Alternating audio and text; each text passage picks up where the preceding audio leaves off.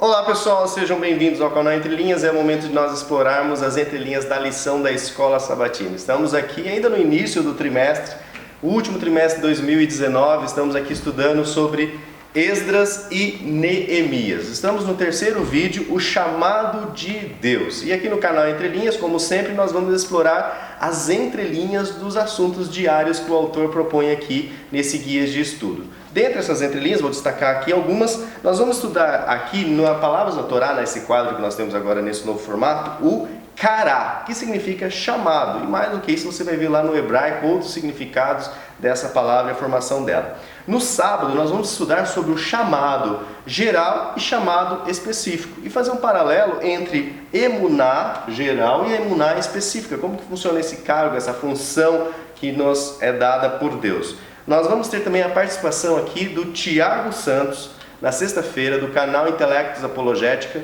e ele vai trazer para nós as perguntas para a discussão. No dia a dia aqui eu posso destacar aqui os verbos que nós vamos estudar sobre o lev, que é o coração, que não é verbo, é uma palavra, né? Mas nós temos aqui o kum, que o autor traz. E nós temos um outro significado, né? Outro termo que o autor escolheu o kum, mas lá no hebraico, no interlinear, temos um outro verbo para você ficar bem ligado nas entrelinhas. Na segunda e na terça é que aí nós teremos bastante entrelinhas aqui, porque nós vamos falar sobre o tempo profético e essa metalinguagem. Para a gente poder entender o tempo profético, a gente precisa entender uma metalinguagem. E nós vamos aqui falar sobre um método hermenêutico chamado tira casaco, coloca casaco, tira casaco, coloca casaco, ok? Vocês vão entender mais aí no decorrer do vídeo. Nós vamos falar sobre a apologética do tempo do fim, as apologéticas úteis e as inúteis, né, que nós temos aí, e o que a Bíblia fala sobre o tempo do fim. Então, o que a Bíblia fala sobre isso? Também vamos ter aqui sobre o calendário babilônico, egípcio e judaico. Isso é muito importante, pessoal, porque no vídeo anterior nós colocamos aqui algumas coisas sobre alguma imprecisão de data.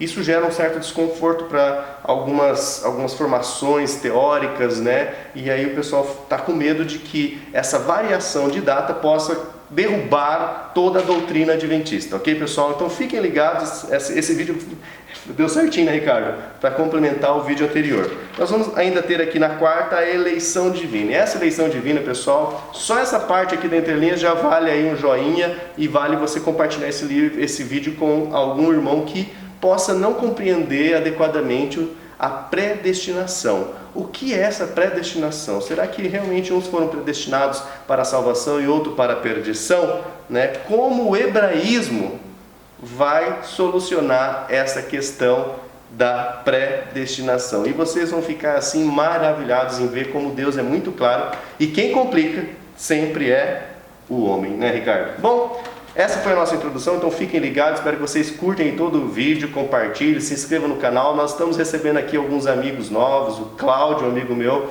está em São Paulo, se inscreveu no canal, seja bem-vindo, Cláudio, e vários outros. Nós temos lá recebido o relatório diário de inscrito. Valeu, pessoal, por você estar aí ingressando nessa série de estudos, espero que vocês curtam, compartilhem e nos ajude aí nesse ministério a divulgar mais essa palavra de Deus tão clara como ela é, ok? Então, chama a vinheta e vamos depois analisar alguns comentários da semana.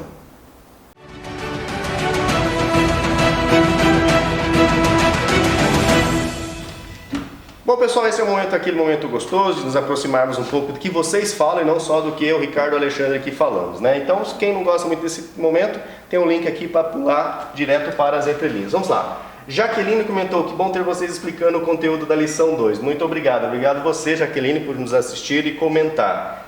Nelson, olá, me salve, por favor. Poderá fazer um vídeo explicando sobre a história da nossa igreja e também da escola sabatina? Preciso urgentemente para esse sábado. E o pessoal já...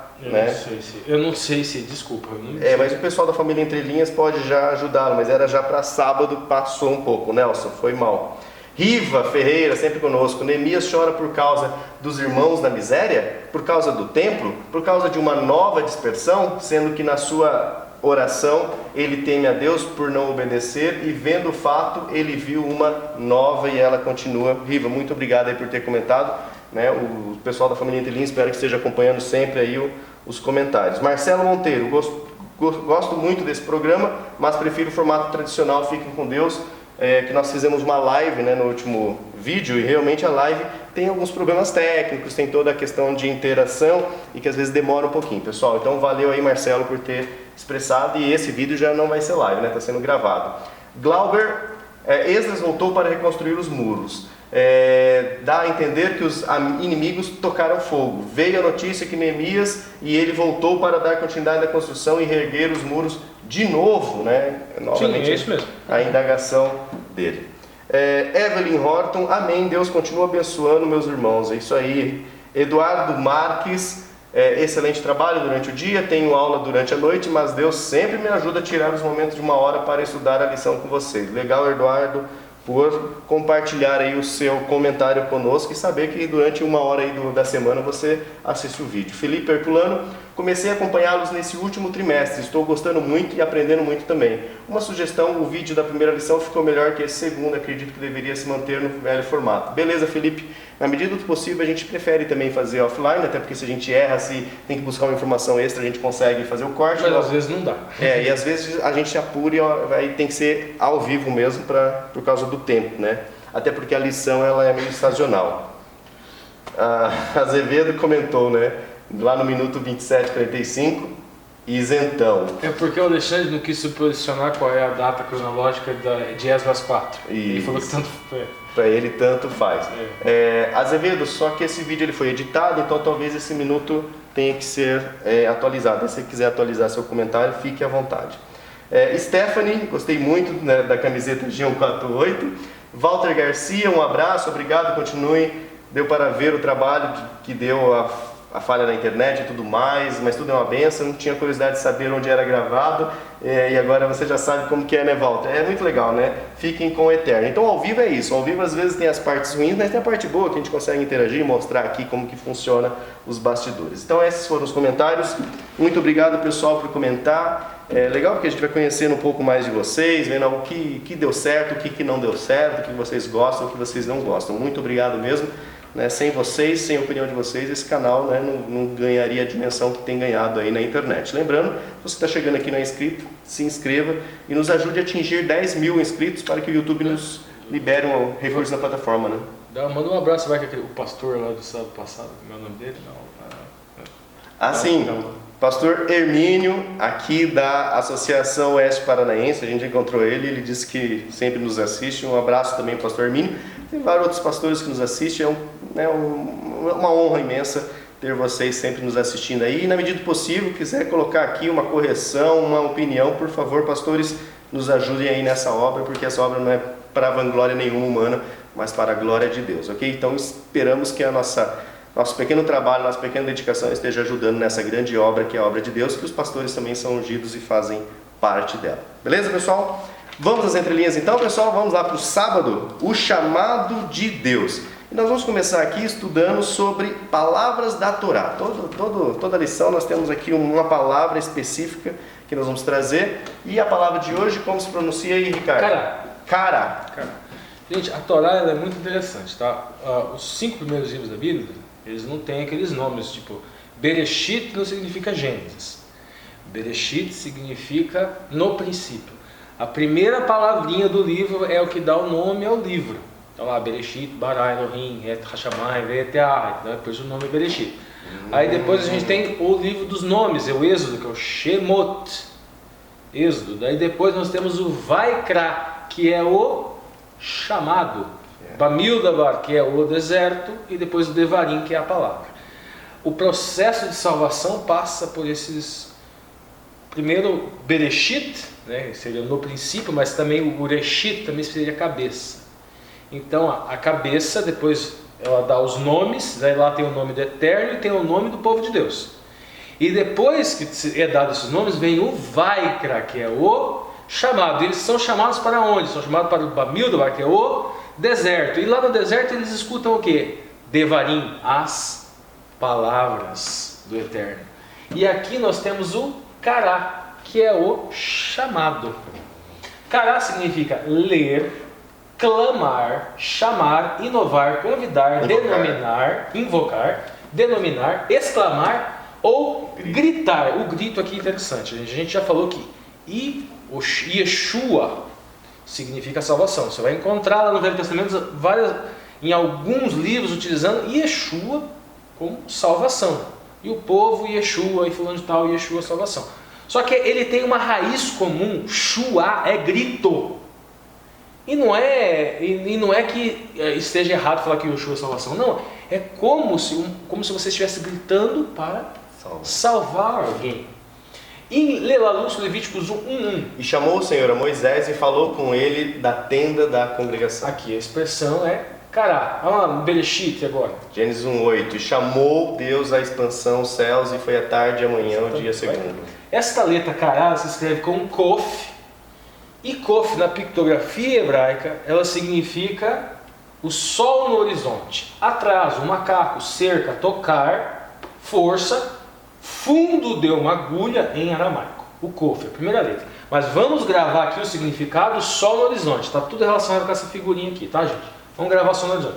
Resh, cabeça, pessoa. O resh é o de Bereshit que eu tinha falado, tá? Bereshit, esse aqui é o resh. Cabeça, pessoa, primeiro, início, homem pobre. Vamos pegar aqui cabeça ou pessoa? Vamos pegar aqui pessoa.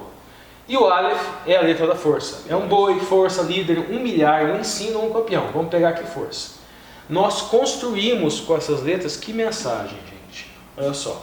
A força do indivíduo ou da pessoa no sol do horizonte. Que isso, paganismo? Não, gente. É adoração ao sol. É um chamado para a oração ao nascer e ao pôr do sol. É como se o sol no horizonte fosse um chamado de Deus para a oração. E é os momentos, né, do amanhecer e do... Dá uma lidinha. O cará, o chamado, está nesta imagem. Veja o homem orando aqui. Não sei se é ao pôr ou ao nascer do sol, mas o sol está no horizonte, como é o Kuf. Lê lá, Lúcio. Daniel 9:19. Senhor ouve, Senhor perdoa, Senhor vê e age. Por amor de ti, meu Deus, não te demores, pois a tua cidade e o teu povo são chamados pelo teu nome. Continuamos? Legal, vamos então agora avançar para sábado. Aqui em sábado, então, nós temos, né, como sempre, nós estamos trazendo aqui na ponta da linha, textos da Escritura e aí as entrelinhas, né, Ricardo? Bom, vamos lá, na ponta da linha, Ricardo. Na ponta da linha, gente. Sábado, o autor da lição quer nos ensinar que Deus faz um chamado geral e Deus faz um chamado específico. Isso. E não é só no sentido de que ele chama o povo, não. Ele chama, é o chamado para evangelizar, é para todos. Mas o chamado para reconstruir os muros de Jerusalém. Esdras foi chamado para reconstruir, Zorobabel foi chamado para reconstruir o muro? Moisés foi chamado? Não foi. Foi Neemias. Para atravessar o Mar Vermelho. O chamado foi específico. Para aquele momento histórico. Então, obviamente que existem chamados específicos. E é interessante essa questão de chamado geral e chamado específico, porque veja bem, Jesus no começo do seu ministério, o que ele fez? Ele entrou e expulsou os vendilhões do templo. Só que ele era o ungido de Deus. Agora tem gente que acha que não. Então quer dizer que eu posso fazer a balbúrdia que eu quiser. Eu vou chegar chutando o banco da igreja, porque eu acho que está tudo errado. Você é ungido de Deus? Vamos com calma. Esse foi seu chamado? Será que esse foi o chamado de Deus mesmo? Ou será que esse foi o chamado do seu ego? E pior, né? De Satanás. E pior ainda. Né? Vamos lá, Lúcio. Lê lá Efésios 4:4. O chamado geral, então. Há um só corpo e um só Espírito, como também fostes chamados em uma só esperança da vossa vocação. Emuná, gente, significa fé. Então, você tem um chamado para convicção interna, ok. Crença. Você tem um chamado para você se firmar no Messias. Crença, firmeza. Constância. Esse chamado é para a santificação, para a justificação, que é um ato constante. Fidelidade, porque a metáfora do esposo e da esposa, a igreja, a esposa, com outras filosofias, com paganismo, exatamente. Lealdade, mesmo sentido. Agora aqui, segurança, gente. A segurança da compreensão do Espírito, a segurança da salvação em Cristo, a segurança de um Deus de amor. Então, emuná também é um chamado para esta segurança e chamado para uma função, cargo ou honestidade. Vamos lá, Lúcio. Chamado específico em Hebreus 5:4. E ninguém toma para si esta honra, senão o que é chamado por Deus como Arão. Arão foi o quê? Foi chamado para ser Gadol, Kohen, o grande sacerdote. Arão é da linhagem de Levi, portanto, Arão ele era sacerdote, mas especificamente a emuná dele, função era ser gadol kohen. Só da linhagem de Arão foram chamados para esta emuná. Legal. Sobre sábado, a gente trouxe aqui um comentário de Ellen White, o Obreiros Evangelístico, página 13, logo lá no início já do livro, e diz assim: em todos os períodos da história terrestre, Deus tem tido seus homens da oportunidade, aos quais disse: vós sois as minhas testemunhas. Tem havido em todos os séculos homens devotos que reuniram os raios de luz à medida que estes luziam em seu caminho e que falavam ao povo as palavras de Deus. Enoque, Noé, Moisés, Daniel e a longa lista de patriarcas e profetas. E aí eu destaco aqui, foram ministros da justiça. Não eram infalíveis. Não eram infalíveis. Eram homens fracos, sujeitos a errar. Mas Deus agiu por seu intermédio ao entregarem-se eles para o seu serviço. Sabe? Então essa mensagem nos ajuda a falar sobre a questão do chamado. Cada um aqui é chamado por Deus para a nossa emuná aqui, para uma segurança, para uma função. E aí você reflete para você, o que você está fazendo nessa obra do Senhor? Né? Ou seja, você está querendo ser perfeito? Se é isso que Deus te chamou para você ser perfeito? Você está propagando a mensagem de Deus para todos? Está ajudando aí nessa internet, nas redes sociais, na sua igreja? Né? Você não aguenta ficar parado dentro da sua igreja, você sempre está em ação? Quer realmente que a obra de Deus avance? Né? Se envolva e pergunte a Deus. E ao jovem que nos assiste, que eu trabalho muito com adolescentes, jovens assim, se não sabe ainda, né? Alguns estão falando, mas eu não sei. Clame a Deus, que Deus vai te orientar qual que é o chamado específico. O geral, todos nós já sabemos qual que é o chamado geral. Vamos lá então? Mais um slidezinho aqui. Agora nós vamos então para a lição de domingo, o chamado de Esdras e Neemias. Na ponta da linha, Ricardo. Deus escolhe aqueles que têm coração aberto. Gente, eu já vou até adiante. Eu saí do Família Entre Linhas 2 para minha saúde mental. Deus é infinito em amor e paciência. Eu ainda não, tenho que pedir para isso. Por quê? Eu tenho dificuldade de falar com gente que não quer entender. Que gente que não tem justamente esse coração aberto.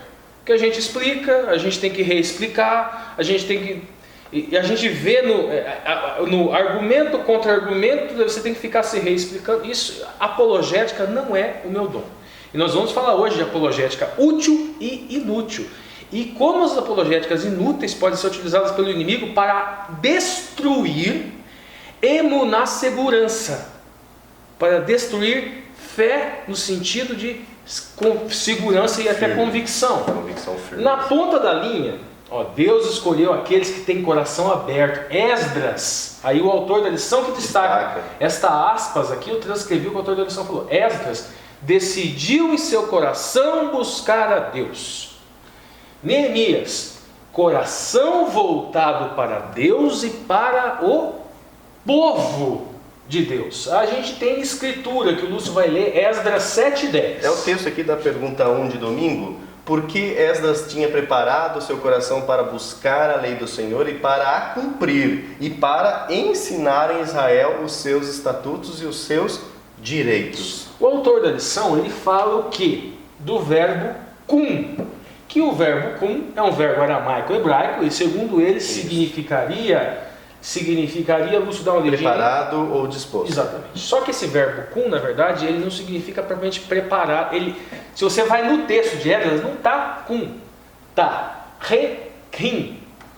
E esse re-rim, na verdade, ele significa preparar ou fortalecer. E o cum, na verdade, é o levantar da cama.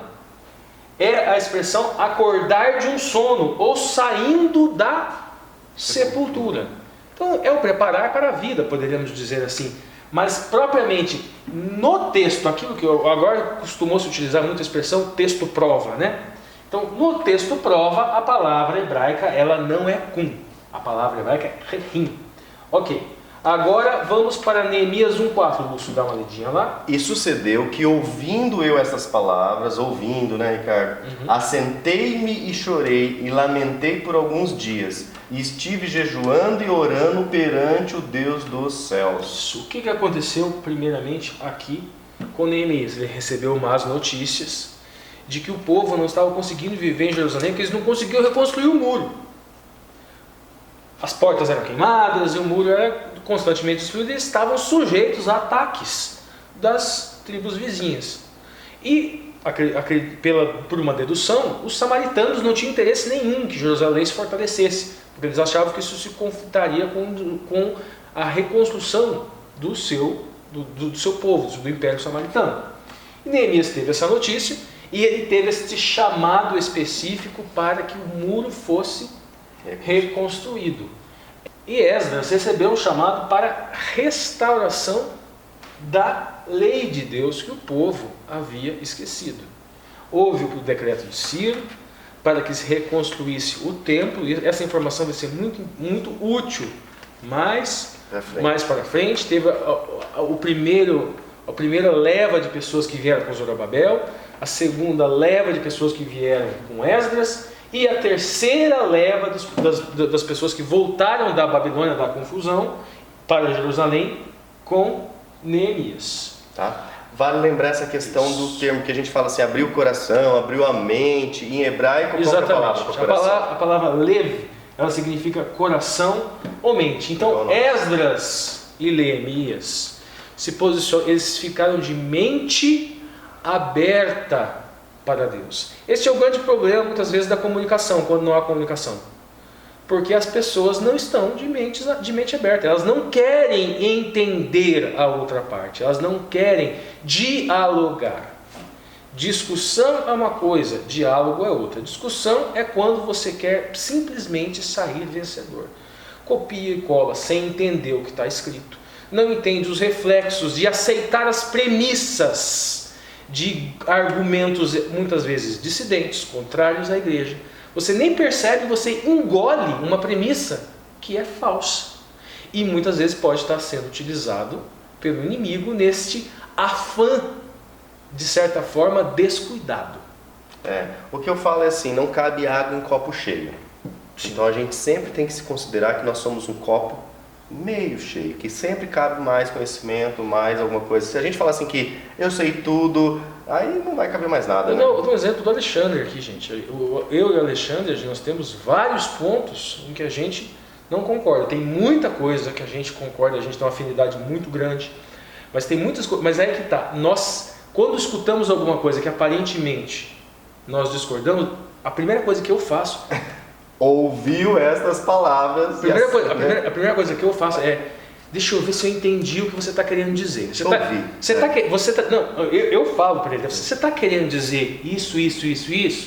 Aí ele fala assim: não é isso que eu estou querendo dizer. Estou querendo dizer isso. Ah, tá. Então é isso mesmo. Esse é o problema da comunicação. É o ânimo de você querer entender o outro. Exatamente. A gente fala, a gente transmite uma mensagem, a outra pessoa acha que entendeu a mensagem e já transmite a dela a resposta, daí não para. Peraí, deixa eu entender primeiro o que você falou. Isso, ela não transmite a resposta, transmite a crítica, o contra-argumento que totalmente desprovido de nexo com o que foi dito. Isso acontece em todos os âmbitos de amizade, de relacionamento e também. Mas o ponto é esse, gente: coração aberto. Sejamos coração aberto. Nós lemos na lição anterior para que Deus vá revelando a nós cada vez mais luz. Beleza? Tem um comentário aqui, Serviço Cristão, ainda no domingo, antes de nós avançarmos aqui para a segunda-feira. Página 8, diz assim: Cristo tomou sobre si a humanidade, a fim de chegar à humanidade. A divindade necessitava da humanidade, pois era necessário tanto divino como humano para trazer a salvação ao mundo. A divindade necessitava da humanidade a fim de que esta proporcionasse um meio de comunicação entre Deus e o homem. E quando fala em comunicação, nós temos toda essa questão da comunicação aqui, que nós já falamos sobre Deus, que se arrependeu, que não se arrependeu, e hoje nós vamos falar sobre, mais uma vez, que foi comunicado a Deus, que é sobre a predestinação, e que essa comunicação parece que as pessoas não entendem. Então, assim, Deus sempre está buscando a comunicação com a humanidade. Vamos então agora aqui para terça-feira. E antes de entrarmos nos assuntos de terça e quarta, tem uma breve introdução aqui, né, Ricardo? Para o pessoal entender o que a gente está Sobre a falando. questão de 457, foi um assunto que deu bastante polêmica nas discussões, nos grupos, nos comentários, sobre essa questão dessa data, que é a data inicia aqui o período das 1.300 tarde de manhã. Como que funciona essa questão de ciência e religião? Vamos entender primeiro uma coisa, gente. Qual é a grande questão? Existe um argumento contrário à Igreja Adventista. São pessoas que são manifestamente contra o movimento adventista. E essas pessoas, já vi isso, dizem assim: os teólogos adventistas querem saber mais do que os historiadores. Por quê? Porque todos os historiadores, todos não, majoritariamente os historiadores, eles entendem que o decreto, dentro dos fatos que eles foram buscar, ele pode acontecer entre 459, 458 ou 457. Só que a maioria opta, e não é uma opção teológica, é uma opção científica, por 458. Mesmo sabendo que existe probabilidade de ter sido 459, 458, 457, dentro dos dados que temos à disposição. Ocorre que, gente, profecia são duas linguagens que se sobrepõem. O nome disso é metalinguagem. Nós temos uma estrutura de linguagem científica, que nós temos que entender como ela funciona. Sim. Linguagem científica constrói hipóteses. Linguagem teológica, ela vai trabalhar com teologia, não vai construir hipóteses, Então vamos lá, são linguagens distintas. Linguagem científica tem um método. A metalinguagem, gente, veja bem, só que nas 2.300 tardes e manhãs, não é como pré-história, dinossauros, milhões e milhões de anos. Ou milhares, como a teologia. Ou milhares, porque daí, veja bem, não encaixa. O espectro científico Isso, bem... não se encaixa com o enunciado. Nenhum enunciado desse espectro variável da pré-história se encaixa no enunciado teológico. Agora, na profecia das 2.300 tardes e manhãs, o encaixe é tranquilo. Por quê? Teologicamente, nós temos a opção, o movimento adventista, pela data de 457. Só que a estrutura de linguagem é teológica. Nós vamos desenvolver isso, nós vamos apresentar isto. E esta opção teológica está dentro do espectro científico que apresenta 3 fatos históricos possíveis: 459, 458 e 457. Olha só. E como que a gente trabalha com isso? O método que eu pensei numa alegoria para ficar mais fácil de entender. Esse método hermenêutico novo aqui? Está aqui, Karate Kid. Nós temos Jack Chan e o filho do Will Smith, que eu não me lembro o nome. Vou te ensinar o clima maluco do Brasil. É uma brincadeira, né? Que ele ainda fala que vai ensinar o Kung Fu. E o método é: tira casaco, coloca casaco. O Alexandre falou aqui atrás, ele fala atrás das câmeras que, principalmente profecia, ele tem que tirar o casaco de historiador, porque não dá para marcar datas, porque tem um espectro de hipóteses. E ele não pode marcar especificamente datas, então ele não gosta. E até porque os movimentos históricos, eles não têm uma data para mudança, eles são gradativos. Isso. Ocorre aqui, então vamos lá, gente. Vamos colocar agora o casaco de historiador. Linguagem científica, nós temos um evento natural X a ser estudado. Nós queremos entender esse evento X. Ponto de interrogação. Agora nós temos dados brutos, tá? Documentos, achados arqueológicos, etc. Sobre esse evento. Aí está tudo lá à nossa disposição. Nós temos todos os dados? Não, tem um monte de é limitado, a gente sabe disso.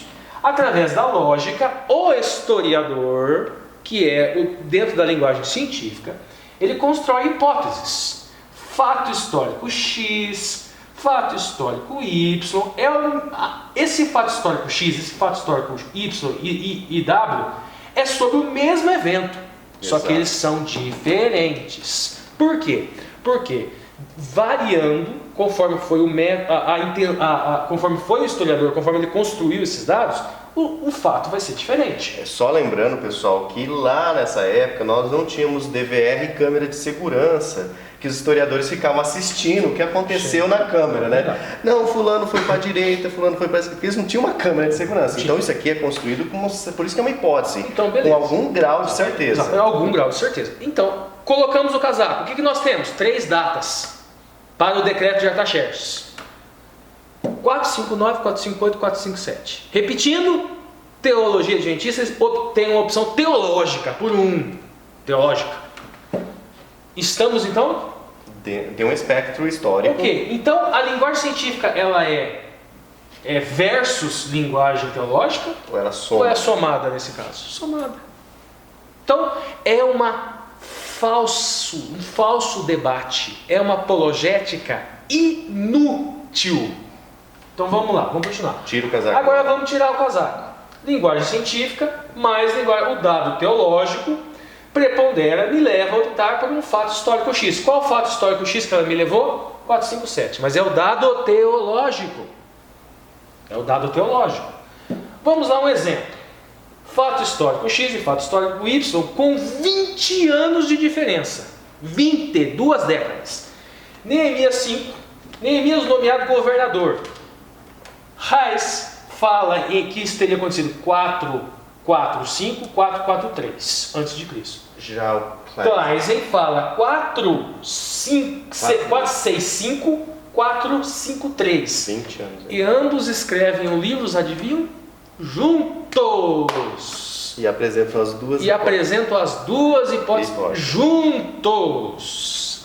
Este site que eu coloquei aqui embaixo, por que esse site? Mas a gente coloca na descrição aqui do vídeo. Este site é um vídeo de um apologeta que afirmou categoricamente que, com base nos dados históricos, não há outra data possível para o decreto de Artaxerxes. Depois, como ele é um menino sincero, menino verdadeiro, o que ele fez? Ele publicou um outro vídeo dizendo que não, que nós, adventistas, optamos por 457, mas com base nos dados que realmente e publicou outro vídeo. Isso é sinceridade, isso é coração aberto. É o copo meio cheio, né? Isso é coração aberto, isso é exemplo pra gente. Vamos lá, vamos seguir. Feita esta introdução, vamos lá. Agora sim, segundo o tempo profético, né? Vamos lá, gente. Aqui não vai ter ponta da linha, nós vamos analisar 2 dias da semana seguido, tá? Quais são os dias, Lúcio?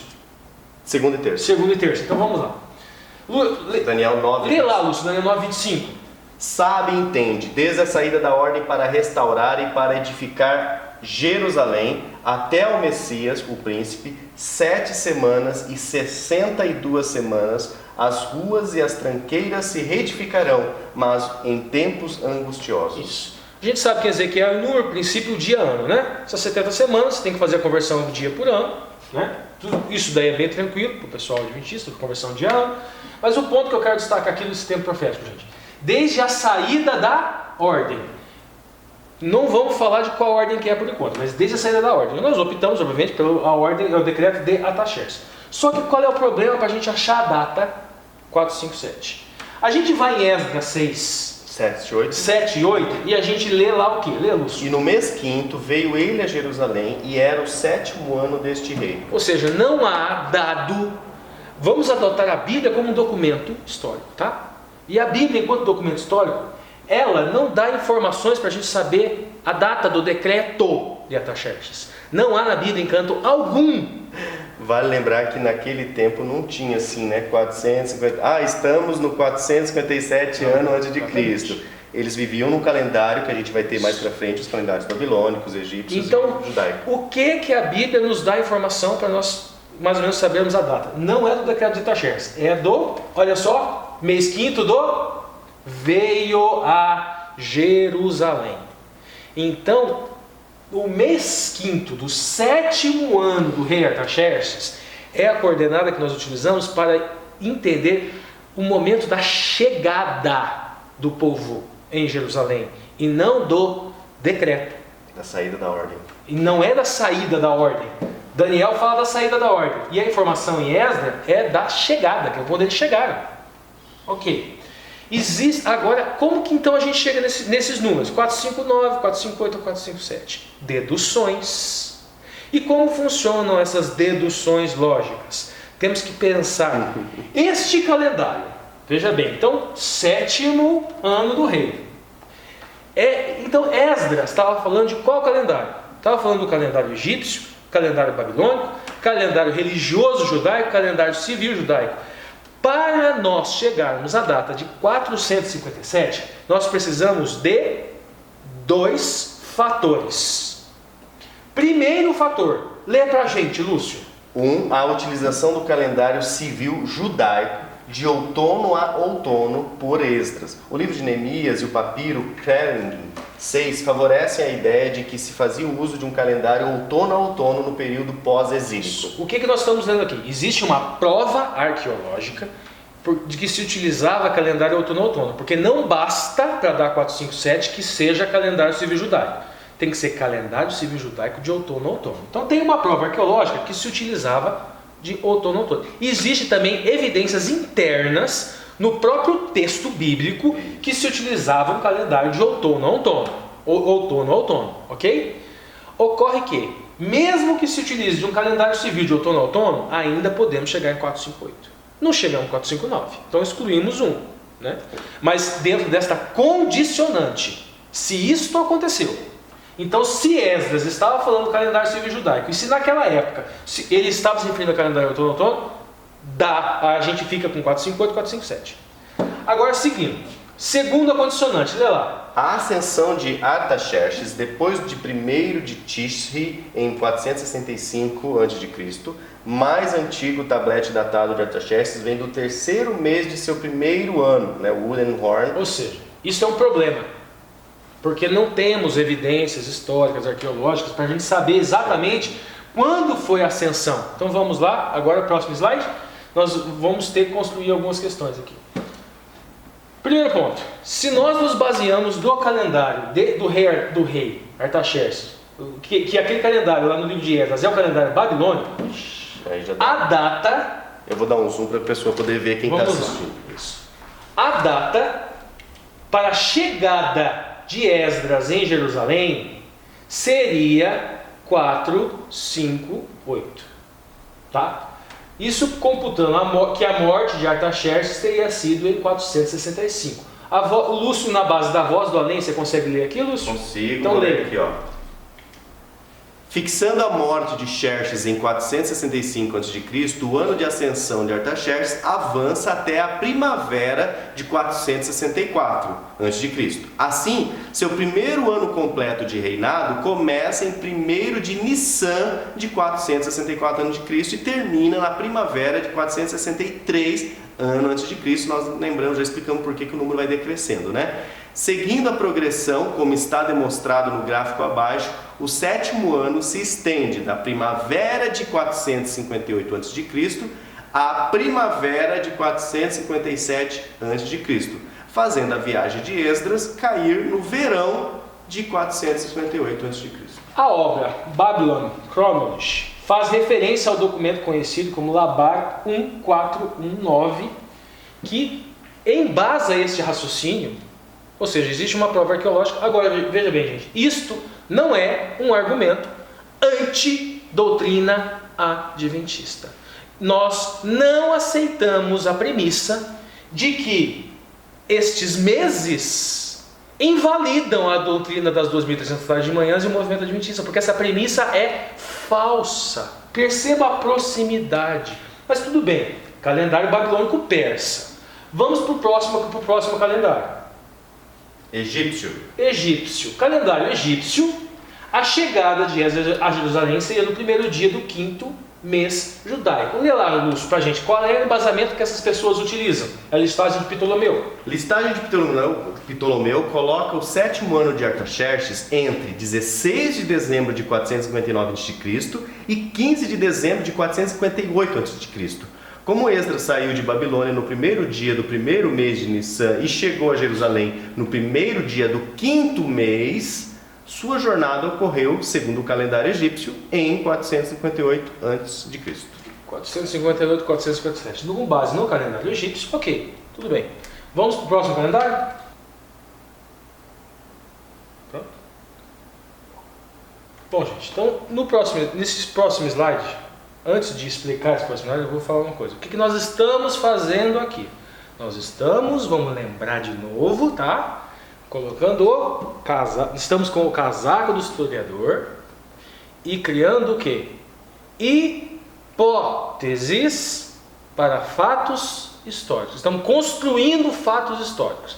E até agora, dentro da hipótese do calendário babilônico, calendário egípcio, nós estamos com qual data? 458. Tá? Agora nós vamos continuar com esse casaco ainda. Tá? Eu só vou tirar porque está muito calor aqui.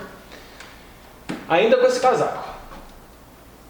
Se a gente adota o calendário civil judaico, agora com o calendário civil judaico, nós conseguimos o quê?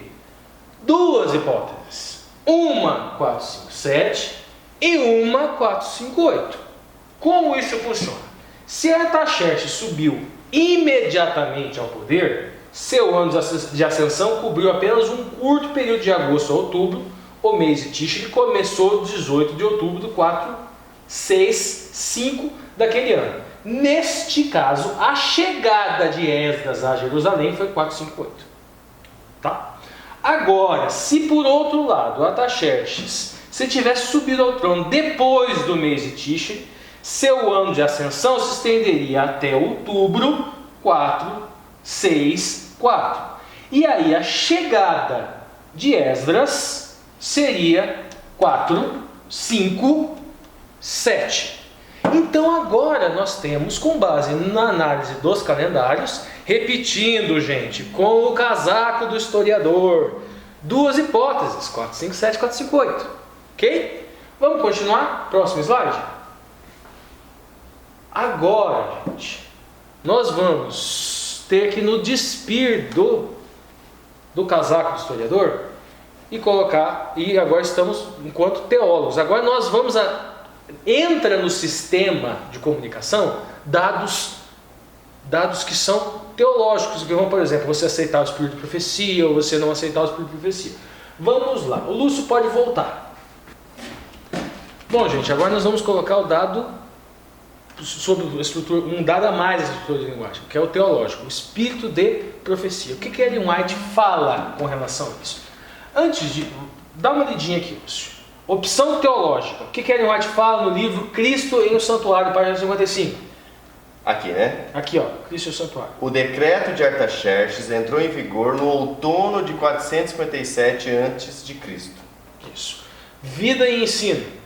Não se percebeu a princípio que, se o decreto não tivesse sido baixado no princípio do ano 457, os 2.300 anos não se completariam no fim de 1843.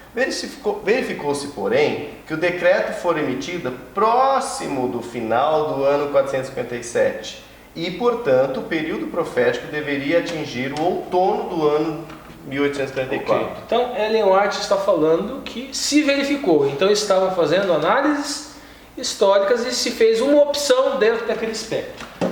Por quê, gente? Veja bem. E por que nós, tirando o casaco do historiador, vamos ficar com 457? Aqui está a explicação dos comentários de Ellen White. Porque se a gente pega 1844 e faz o quê? Uma contagem inversa. Vamos daqui de 1844 para trás, nós chegamos em 457.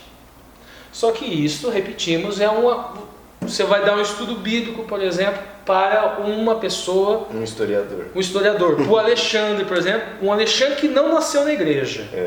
E vocês vêm com esta apologética tola, vocês não vão convertê-lo para nada. Só se... Claro, o Espírito Santo ele tem mais poder do que a nossa tolice, óbvio. Mas vamos lá, o que seria o adequado fazer? Explicar que existe um espectro de possibilidades históricas. Lê lá, Lúcio. 458, 457 foi a emissão da ordem para reconstruir Jerusalém. Isso. Continua. 407 e 408, Jerusalém reconstruída e o Estado judeu já restaurado. Ou seja, depois das 7 semanas, 49 anos. Isso, 49 anos certinho. Em 26 ou 27 depois de Cristo foi o batismo de Jesus. Isso, depois de mais 434 anos, 62 semanas. No ano 33, no ano 34 depois de Cristo, a morte de Estevão. A igreja é perseguida e o evangelho é levado aos gentios. Nós temos aqui 3 semanas e meio para dar 3 dias e meio para dar aquela semana. Isso. No caso, de morte de Jesus e Estevão. O que acontece, gente? Nós estamos falando o quê? Que o espectro de possibilidades históricas está dentro da nossa opção teológica. Se nós explicássemos assim, nós nos afastaríamos daquela premissa falsa de que se não for 457, a doutrina do santuário ela cai por terra, porque ela não cai. A Bíblia não traz essa informação. É um raciocínio lógico dedutivo que admite 2 possibilidades. E nós temos a opção teológica por uma delas. Mas esta opção teológica por uma delas não coloca em risco a nossa segurança, emuná segurança, de que a profecia das 2.300 tardes de manhãs é verdadeira e que ela aponta para o Messias e para, obviamente, o movimento milerita, o povo remanescente. Vale lembrar que até para a gente precisar o ano de nascimento de Cristo também tem a variável. Tem variável, né? A variável 6, 5 e 4. Então, assim, é muita variável para você tentar falar. Claro, pessoal, vocês vão falar assim, mas teve um período na igreja adventista, tivemos aí palestras, semanas, tendas. Quando você está pregando para uma pessoa simples, beleza, você fala, realmente, você não está mentindo, você está falando, há uma escolha. Mas quando você lida com pessoa mais formada, é difícil você chegar com ela simplesmente com o argumento que é esse ano e ponto. Mas vocês têm certeza? Tenho, certeza. Engraçado, né? Eu sou doutor nisso e eu não tenho certeza. Eu tenho alguns espectros de possibilidade. Eu tenho algumas possibilidades. E vocês têm certeza? Vocês estão entendendo o que nós queremos dizer isso aqui? Entendeu, pessoal? Então são coisas que a gente tem que se debruçar, estudar e ver que há possibilidades, né, pessoal? Somos dono da verdade? Sim, 2.300 tardes de manhã, como o Ricardo falou, é invariável. Pré-histórica científica e a pré-histórica bíblica não são compatíveis. Então, e uma coisa que foi interessante aqui nos bastidores que a gente estava comentando, assim, se por acaso, aqui na questão histórica, eles ainda reforçarem cada vez mais uma descoberta factual de alguma coisa que nos leve a 458, isso não vai desmoronar toda a nossa teologia. E o próprio espectro estreito de possibilidades só... é uma prova. É uma prova, porque isso não é comum. Esse espectro estreito de possibilidades. Um ano de variação, mais ou menos um ano. Isso é uma prova de que é Deus atuando. Entendeu, pessoal? Então, vamos avançar agora sim, ainda terminando sobre esse assunto, o decreto de Artaxerxes e o decreto de Ciro, porque existem as possibilidades. Agora, gente, nós vamos falar de uma apologética útil, necessária, extremamente necessária. Vamos lá. Lúcio, lê lá pra gente. Porque, veja bem, o decreto de Artaxerxes a gente já venceu isso, né, gente? 458, 457, opção teológica 457, ou o decreto Ciro 539, 538. Aqui a apologética é útil, necessária, válida. Lê lá, Lúcio. O Lúcio vai ler. O que eu separei aqui para você, gente? É uma interpretação que o tempo da profecia das 2.300 tardes de manhã começa com o decreto de Ciro. Lê. Afirmam que, agora a estrutura de linguagem é puramente teológica, Aqui é apologética útil. Afirmam quem marca o decreto de Ciro como início do período profético. E eles afirmam o seguinte: o segundo ungido foi o sacerdote Onias III, conforme profetizado em Daniel 8, 24 e 25, e que foi deposto por volta do ano de 175 a.C., sendo assassinado pelos homens de Antíoco Epífanes. Onias é o segundo príncipe ungido da segunda parte da profecia conforme Daniel. Esse aqui é o que eles afirmam ser Onias. O que, gente? Se a gente começa a profecia das 2.300 tardes de manhã em Ciro, nós tiramos o foco do Messias Yoshua HaMashiach, Jesus o Cristo. Não, aí Onias é o segundo Messias, porque o Ciro seria o primeiro, e aqui eles dizem que Onias é o segundo. Porque o Ciro, já estudamos na lição 1, também é chamado de Mashiach. Então, isso é apologética. Agora, então, o que nós vamos fazer, então? Vamos analisar o decreto de Ciro, porque o que a gente viu lá em Daniel? Edição do decreto para a reconstrução da cidade, reconstrução de Jerusalém. Então vamos ver se no decreto de Ciro fala para reconstruir Jerusalém. Lê o decreto de Ciro, está em Esdras 1.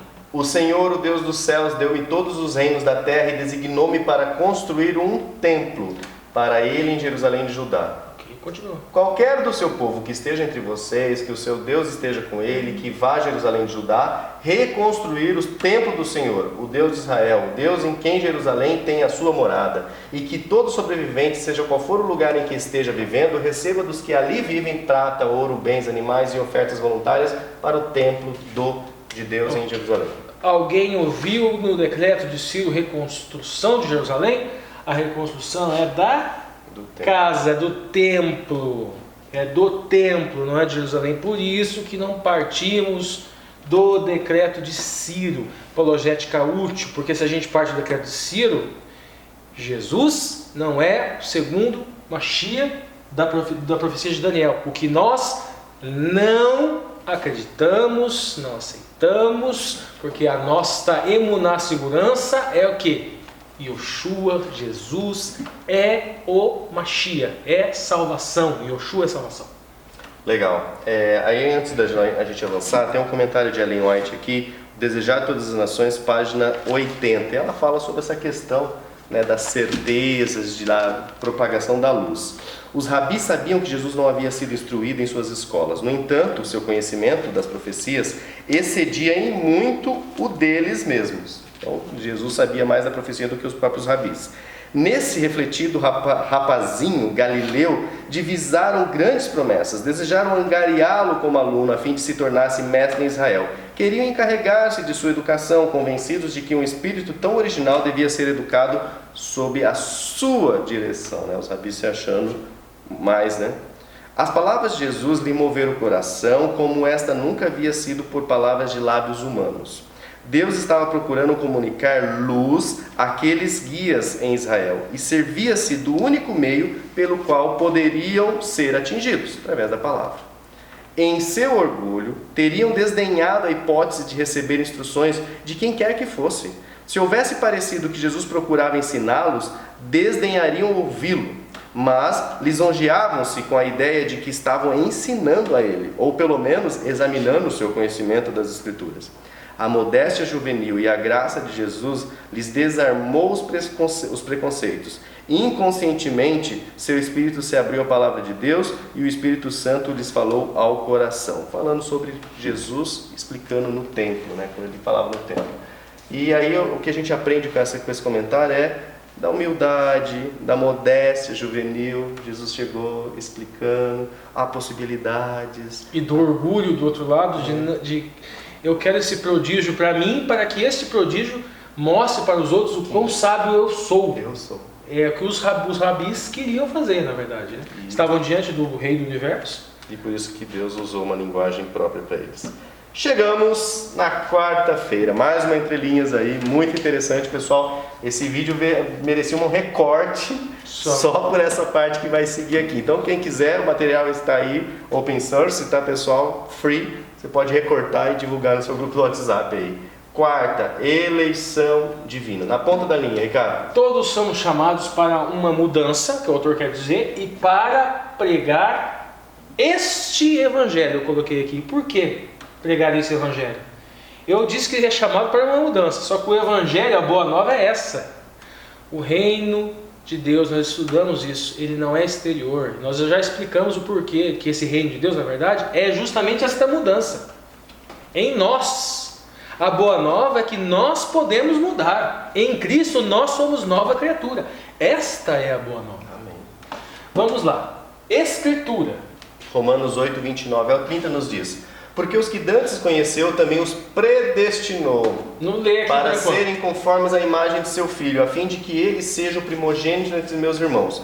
E aos que predestinou, e a esses também chamou. E aos que chamou, a esses também justificou. E aos que justificou, a esses também glorificou. Vamos lá, a entrelinha. Depois o Lúcio vai ler um comentário de Ellen White, que está aqui também, Romanos 8. Mas primeiro, vamos lá, gente. A palavra grega é pró-orizo, e daí as pessoas pegam a palavra grega e vamos analisar a palavra grega e criam doutrina em cima mas colocando um contexto grego, e o contexto não é grego, Porque quem escreveu não pensava. Ele escrevia grego, obviamente, mas a mente era judaica. E a comunidade para a qual ele escrevia também era judaica. Sim, Vivia falando numa comunidade que falava grego. Né? Tinha gentios, obviamente, Sim. mas convivia lado a lado, tinha essa relação. Mas vamos lá, quem escreveu pensava hebraico. Então, para isso que serve o hebraísmo. A gente retirar do texto grego o hebraísmo. E é isso que a gente fez aqui. Palavra grega, proorizo, que carrega significado de anteriormente determinado, predestinar, decidir de antemão. Aí a gente fica com aquela predestinação querendo dizer que Deus ele elege arbitrariamente e a gente está... Ou seja, o atender o chamado é irresistível. Ou seja, como se a pessoa tivesse sido programada para no momento dela ouvir o chamado, ela atender. Alguns foram programados, outros não foram programados. Então vamos lá. Mas toda essa questão de chamada irresistível, não irresistível, tudo isso é uma construção de linguagem extra-bíblica. A Bíblia não tem essa estrutura de linguagem nova. Então vamos lá, vamos buscar o hebraísmo, gente. O hebraísmo do texto grego, muad, é a palavra utilizada também para predestinação. E muad realmente significa direcionado. Só que também significa orientado, destinado, predestinado ou advertido. Então a gente o Lúcio pode fazer esta modificação, a gente sabendo que o hebraísmo, de muad, que significa predestinado, qual você vai escolher, Lúcio? Porque é advertido. Advertido, então lê de novo. Porque os que dantes conheceu também os advertiu, para serem conformes à imagem de seu filho, a fim de que ele seja o primogênito entre muitos irmãos. E aos que advertiu, a esses também chamou, e aos que chamou, a esses também justificou, e aos que justificou, a esses também glorificou. Aos que direcionou, aos que orientou, ao que destinou, ao que predestinou, ao que advertiu. Nesse contexto de predestinado, né, mas no contexto de advertido. Advertência. Direcionado. Advertência, orientação. Okay. E como, né, conciliar esse texto com os textos que falam assim que Deus é longânimo e quer que todos se salvem, né? Ou seja, essa mensagem global de Deus não bate com essa questão. Bom, vamos lá então. Chegamos na quinta-feira, nossa responsabilidade. Aí sim é momento de focar nisso aqui, né? Ponto da linha, Ricardo. Temos liberdade de escolha. Ele faz o chamado, ele predestina, orienta, adverte. Nós temos liberdade de escolha. Veja bem o exemplo de Saul. Saul foi chamado, a outra versão utiliza esse exemplo. Saul foi chamado, entretanto sabemos que apesar do chamado, apesar da orientação, Saul não cumpriu com a emuná específica para a qual ele foi chamado. E o que o Eterno fez? Chamou Davi. E se Davi não atendesse? E assim por diante, chamariam as pedras. Exatamente, né? Os filhos de Eli foram chamados, também não atenderam. Sansão foi chamado, só atendeu no finalzinho. Temos aí agora nós temos o exemplo também na lição de Moshe. Ele trouxe o exemplo de Moshe. Vamos falar um pouquinho do exemplo Isso, por causa da reluta de Moisés. Vamos lá. Antes disso, eu trouxe uma escritura aqui, um comentáriozinho. Olha. Mateus 22:14. Pois muitos são chamados, né, o cará, mas poucos são os escolhidos.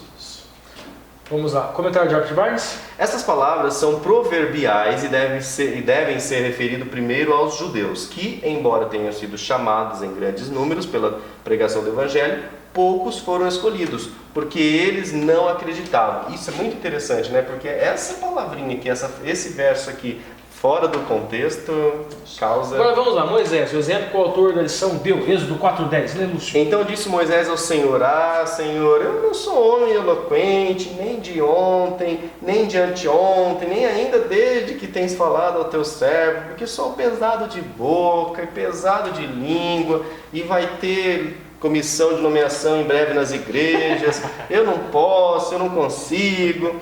E ele falará por ti ao povo e acontecerá. Depois, né? 16. Isso, depois você lê isso aqui, Lúcio. Vamos lá. Primeira coisa, Êxodo 4:10. Pesar. Kover é peso, dificuldade ou gravidade.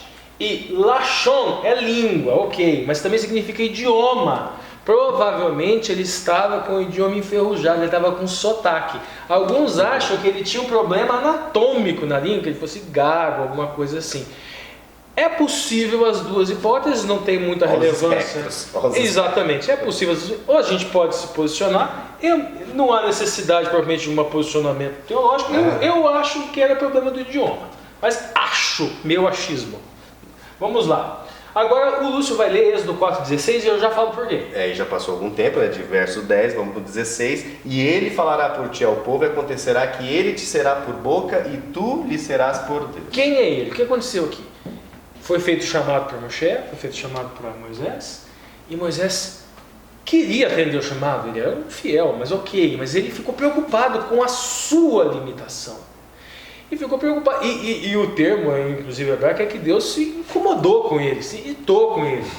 Mas apesar do incômodo, da irritação do Eterno, ele não desprezou a opinião do Moisés. Tudo bem, então mais ou menos assim, tudo bem. Então vamos fazer o seguinte, então, já que você não tem essa segurança, mas primeiro ele fala assim, quem foi que criou a boca, quem foi que criou os idiomas todos? Fui eu, mais ou menos assim, né? Para que essa sua insegurança? Eu criei tudo. Mas mesmo assim, com essa advertência que Deus fez, ele fala, não, tudo bem. Então vamos fazer o seguinte, chama Arão, que Arão não tem a língua pesada, e ele vos será por boca. Ele fará as vezes do intérprete. E tu será por Deus. Ou seja, as pessoas que fossem vê-lo, o veriam como se ele fosse mensageiro de Deus. O mensageiro de Deus. E o outro fosse a boca de Deus. Porque o normal é o quê? Mais ou menos assim. O profeta não é a boca de Deus? O profeta é a boca de Deus. Moisés era a boca de Deus, mas ele ficou receoso. Já que é assim, então tudo bem, vamos fazer essa gambiarra. Mas o que pode acontecer? As pessoas vão achar que você é Deus e que ele é a boca de Deus e que ele é profeta. Quando na verdade o profeta é você. Mas já que você quer assim, vamos fazer assim. Mais ou menos é isso que ele quis dizer. Bom, chegamos quinta-feira, terminamos agora. Temos só um comentário de Ellen White. Logo mais nós vamos ter aqui, né? Eu vou falar assim, não desligue, não mude de canal ainda. Né? O pessoal aí, hashtag fui até o fim, é legal receber esse comentário também. É simples, mas é legal quando eu recebo no e-mail lá, hashtag fui até o fim, pessoal. Vamos lá, Ciência do Bom Viver, página 475, a gente destacou esse verso, esse comentário, porque tem a ver com Moisés. Após essa experiência, Moisés ouviu a ordem do céu para trocar o cajado de pastor pelo bordão da autoridade, deixar o rebanho de ovelhas e encarregar-se da condução de Israel. O divino mandato encontrou-o desconfiado de si mesmo, tardo na fala e tímido. Estava estupefato pelo sentimento de sua inaptidão para ser o porta-voz de Deus, mas aceitou. E eu queria destacar isso aqui. Aceitou esta obra, depondo inteiramente confiança no Senhor. A grandeza dessa missão pôs em exercício as mais altas faculdades de seu espírito. Depois que ele entendeu, ele chamou, ele se desenvolveu. Deus abençoou sua pronta obediência e Moisés se tornou eloquente, esperançoso e de espírito equilibrado, preparado para a maior obra jamais confiada aos homens, depois que ele aceitou.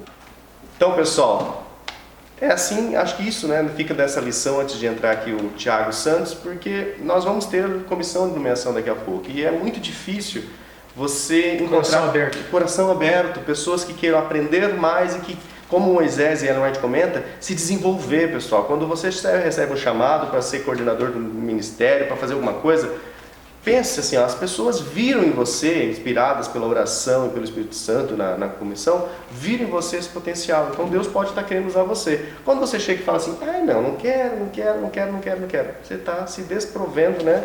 Dispensando esse chamado, né? E aí você pode não se desenvolver como Deus gostaria, tá? Então fica aí um apelo.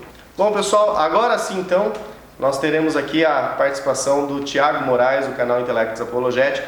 Eles são responsáveis, é um parceiro do canal, são responsáveis por trazer para nós toda a semana as perguntas para discussão aqui de sexta-feira. Então, agora é com você, Tiago. Olá, amigos do canal Entre Linhas, sou o Thiago Moraes do canal Intelectus, é um prazer estar aqui com vocês para juntos meditarmos um pouco sobre a lição dessa semana. A lição vem trazendo o título O Chamado de Deus. Qual é o chamado de Deus para a sua vida Muitas pessoas pensam que o chamado de Deus é somente para ministros, né? O chamado de Deus para o ministério pastoral. Na verdade, Deus tem um chamado para cada um de nós. Como saber se eu estou cumprindo o chamado de Deus, a vontade de Deus, o propósito de Deus para a minha vida? Primeiro, devemos ter um relacionamento com Ele. A cada dia, através da oração e através do estudo da palavra. Porque é através de sua palavra é que vemos a sua vontade. Então, se eu quero saber se eu estou cumprindo a vontade de Deus, se eu estou cumprindo o chamado de Deus, é através da palavra de Deus em que eu vou saber se eu estou cumprindo ou não o chamado de Deus para mim.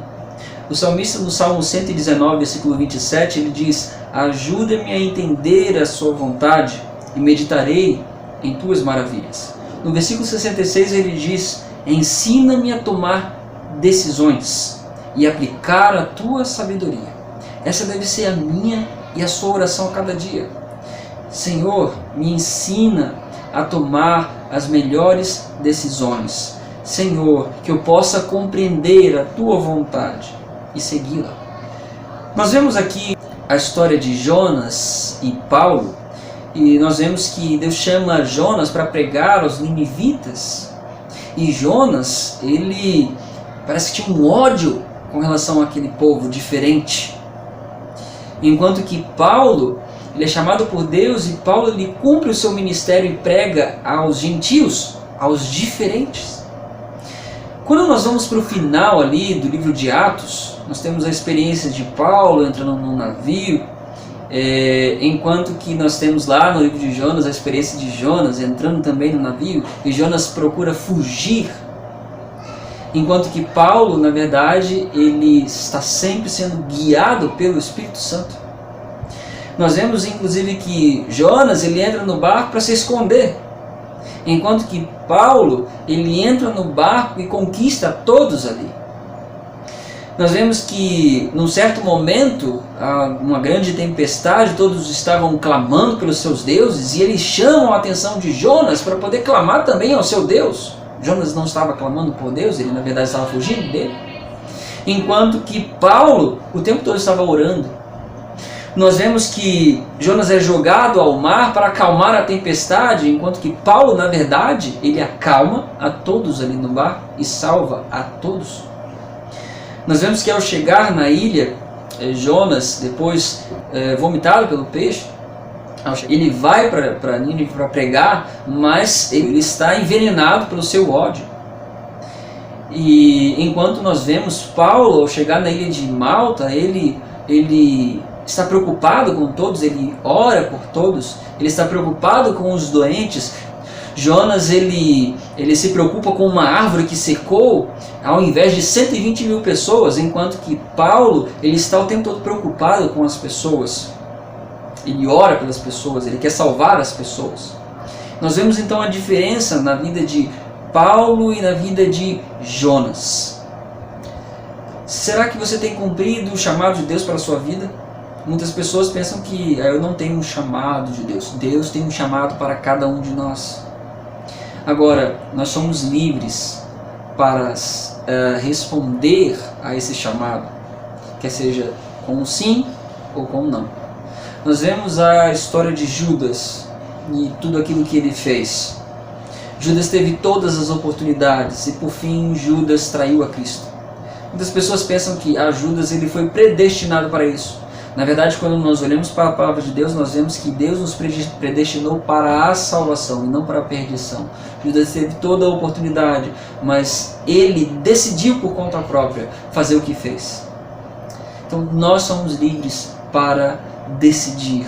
E nesse momento eu quero orar por você, e que você possa tomar também a sua decisão e cumprir o chamado de Deus para a sua vida. Oremos. Pai querido, queremos lhe pedir nesse momento, Senhor, dar-nos um coração sábio, que possamos entender qual é a sua vontade e que possamos cumpri-la. Por favor, Senhor, molde a nossa vida e que possamos alcançar outras pessoas com a mensagem do Evangelho. É o que lhe peço em nome de Jesus. Amém. Valeu, Thiago. Obrigado por sua oração, obrigado por você que está assistindo. Espero aí contar com o curtir de todos vocês, o compartilhar, o se inscrever no canal. para que essa obra, como vocês veem, progrida, para que a luz de Deus realmente atinja toda essa terra. Então, um abraço e até a quarta lição. Tchau, tchau. Tchau, tchau.